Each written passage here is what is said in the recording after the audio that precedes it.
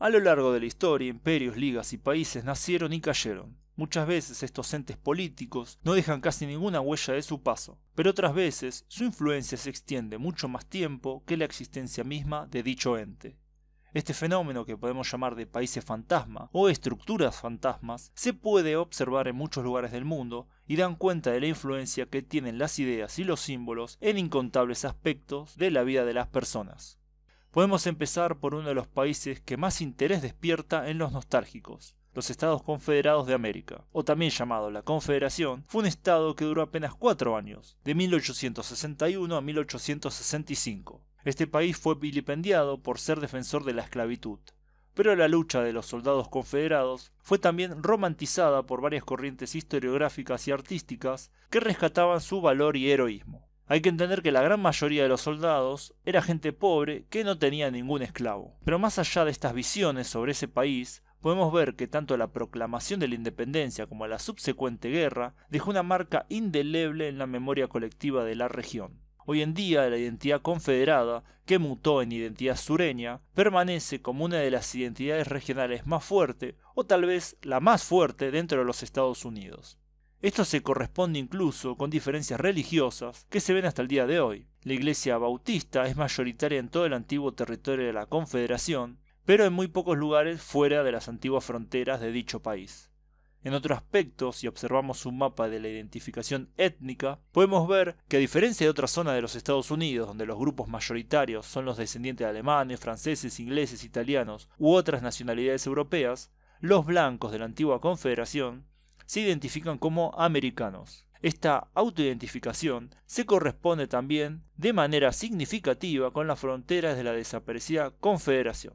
En el aspecto político vemos regularmente el surgir de la particularidad sureña. A principios del siglo XX este grupo apoyaba casi exclusivamente al Partido Demócrata, para luego pasarse masivamente al Partido Republicano a mediados de ese siglo. Incluso hubo una elección cuando en varios estados sureños ganó un candidato independiente que representaba la identidad sureña, como fue George Wallace. Actualmente los blancos sureños votan masivamente al Partido Republicano.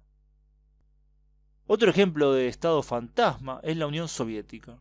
Este país desapareció hace relativamente poco. A fines de 1991 dejaba de existir la segunda potencia mundial, que se desintegró en varias nuevas repúblicas. Si bien el cambio de sistema fue apoyado por un porcentaje importante de ciudadanos en un primer momento, este apoyo fue cayendo a lo largo de los años cuando las condiciones de vida comenzaron a empeorar. Hoy en día la nostalgia soviética es fuerte en algunos de los países que formaron parte de ella.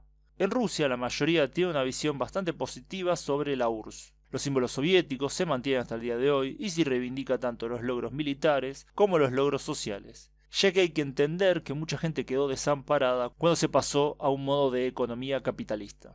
Existe además un fenómeno muy particular de quienes se reivindican aún como soviéticos y no reconocen la autoridad rusa actual. Estas personas presentan sus antiguos documentos soviéticos cuando tienen que hacer algún trámite e intentan a veces no pagar los impuestos basándose en la idea que el actual Estado ruso es ilegítimo. Pero la nostalgia soviética no es solo un fenómeno ruso. En otras ex repúblicas soviéticas la nostalgia es aún mayor. En países como Kirguistán, Armenia y Bielorrusia, la URSS mantiene altos niveles de apoyo y su caída se ve como algo malo. En Bielorrusia se mantiene un estilo de gobierno similar al soviético inclusive, con una presencia mayoritaria del Estado en la economía y una gran red de contención social, a lo que hay que sumarle también los aspectos negativos, como la poca tolerancia a la disidencia. Pero hay otra zona donde los soviéticos sigue estando presente. Esta zona se llama Transnistria y está ubicada entre Moldavia y Ucrania. Luego de la disolución de la Unión Soviética, este territorio de mayoría rusa y ucraniana se separa de la recién nacida República Moldava, de mayoría étnica rumana. Este movimiento separatista fue exitoso y logró una independencia de hecho. Los símbolos nacionales de Transnistria son los mismos que durante la época soviética, al igual que los uniformes de las fuerzas de seguridad.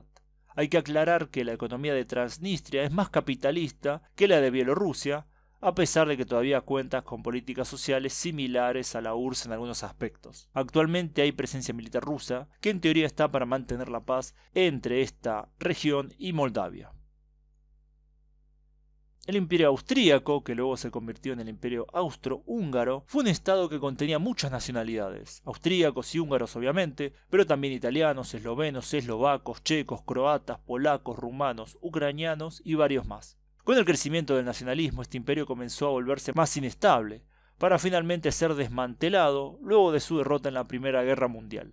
Este imperio dejó una marca en el territorio donde existió. Hoy en día se observan todavía las huellas de la influencia austrohúngara en los países atravesados por sus fronteras. En Rumania, las partes de su territorio que pertenecieron al imperio, que es básicamente Transilvania, es más próspera económicamente que el resto del territorio y además tiene patrones de voto significativamente distintos al resto del país. En Serbia, la región de Vojvodina, que pertenecía al imperio, es la región más próspera del país después de Belgrado. E incluso hay un dicho en el país que dice cuanto más al sur, más triste, que se referiría a que cuanto más al sur del país uno vaya, más pobreza y subdesarrollo va a encontrar. En esta región, es decir, en los Balcanes, luego de la fundación de Yugoslavia, también se podía observar una diferencia muy grande entre los índices de alfabetismo entre los ex territorios austrohúngaros y los ex territorios otomanos, que en los primeros superaba el 90%, mientras que en los segundos eran muy bajos, a veces menos del 10%.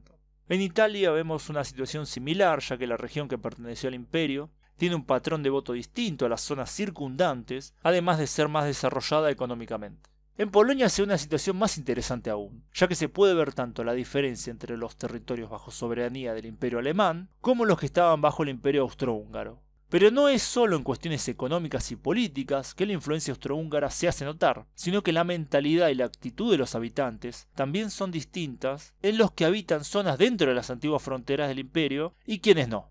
Un estudio sobre la actitud hacia la burocracia local, la policía y la corrupción se realizó en 5 países que tienen alguna parte de su territorio que formaba parte del imperio austrohúngaro: Polonia, Ucrania, Rumania, Serbia y Montenegro. La conclusión a la que llegaron es que quienes habitan dentro de las antiguas fronteras confían más en las autoridades locales, la policía, y son mucho menos proclives a pagar sobornos a dichas autoridades.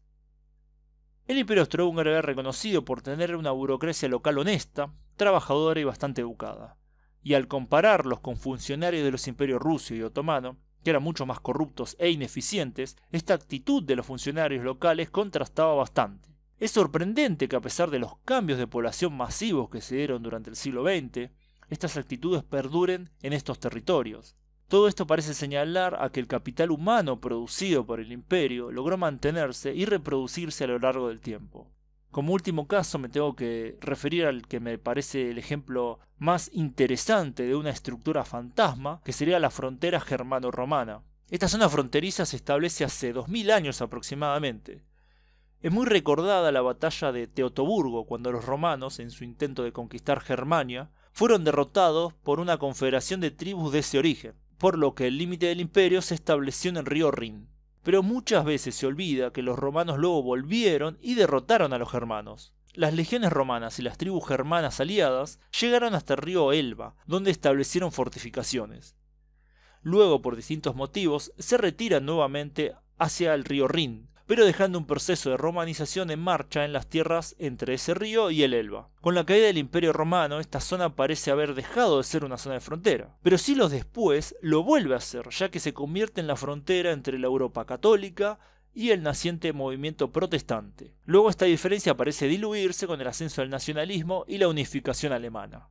Pero, luego de la Segunda Guerra Mundial, nuevamente se convierte en una zona de frontera, esta vez entre el mundo occidental capitalista y el bloque oriental comunista. Hoy en día esta zona sigue siendo, en cierta forma, el límite de Europa occidental. Se pueden observar diferencias entre la zona este y oeste de Alemania. Por un lado, la zona este es más pobre, mientras que la zona oeste es más próspera. También hay una diferencia entre la cantidad de creyentes y no creyentes, a lo que también hay que sumarle una mayor popularidad de la derecha populista y los ultranacionalistas en la ex Alemania oriental. Así que en cierto sentido, 2000 años después de la batalla de Teutoburgo, todavía tenemos que esta zona de Alemania funciona como un límite entre dos zonas distintas del mundo.